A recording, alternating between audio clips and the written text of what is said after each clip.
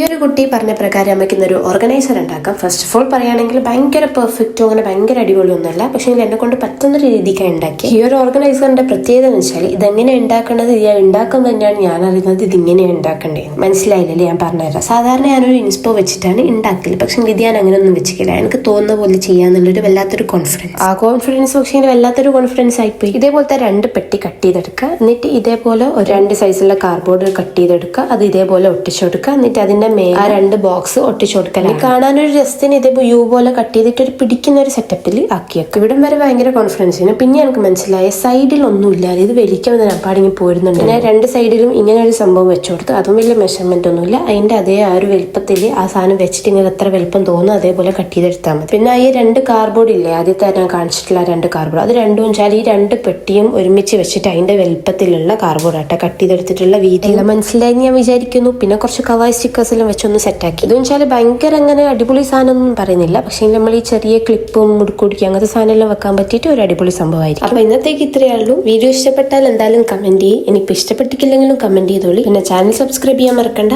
അപ്പോൾ ടാറ്റാ.